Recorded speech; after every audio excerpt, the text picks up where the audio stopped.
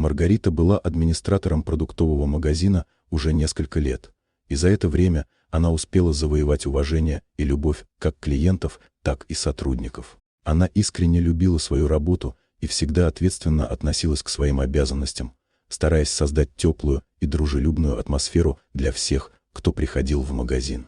Каждый день она встречала постоянных покупателей, знала их имена и интересы, а также запоминала их предпочтения, чтобы предложить именно то, что им нужно. Ее улыбка и доброжелательные отношения всегда поднимали настроение, и многие клиенты приходили не только за покупками, но и за общением с ней. Маргарита считала, что каждый человек заслуживает внимания и заботы, и старалась сделать их день немного лучше, просто поговорив с ними или предложив что-то особенное. Она понимала, что ее работа – это не просто выполнение обязанностей, а возможность влиять на жизни людей, и именно это придавало ей сил и вдохновения.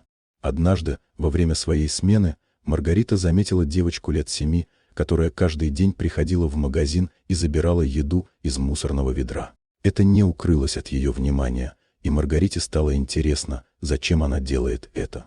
В сердце у нее возникли тревожные мысли о том, что у девочки может быть трудное финансовое положение. На следующий день, собравшись с мыслями, Маргарита подошла к девочке и спросила ее, почему она ищет еду в мусоре. Но девочка лишь опустила глаза в пол и ничего не ответила. Поняв, что девочка не хочет говорить о своих проблемах, Маргарита решила помочь ей. Она предложила ей еду из благотворительного контейнера, который находился в магазине. Девочка, сначала немного колеблясь, согласилась, быстро забрала еду и убежала, не сказав ни слова. Это поведение только усилило любопытство Маргариты, и она решила присмотреться к девочке внимательнее.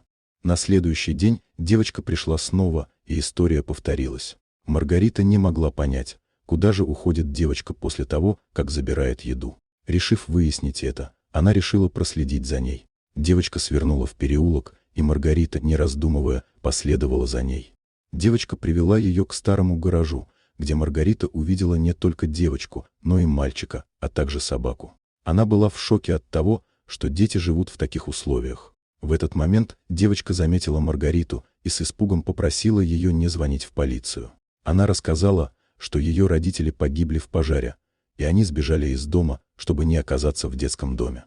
Слыша эту историю, Маргарита не могла оставить детей в гараже. Она предложила им пойти с ней, чтобы они могли жить в безопасном и теплом месте.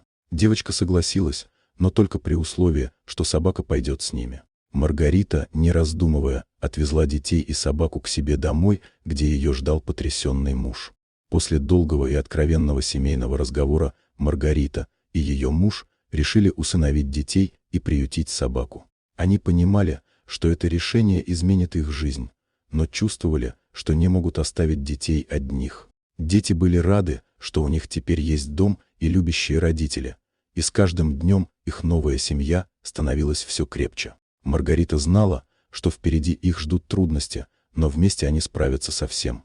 Вот такая удивительная история. Дорогие друзья, если вам понравилось видео, поставьте лайк, а также подписывайтесь на канал, где найдете еще много интересного.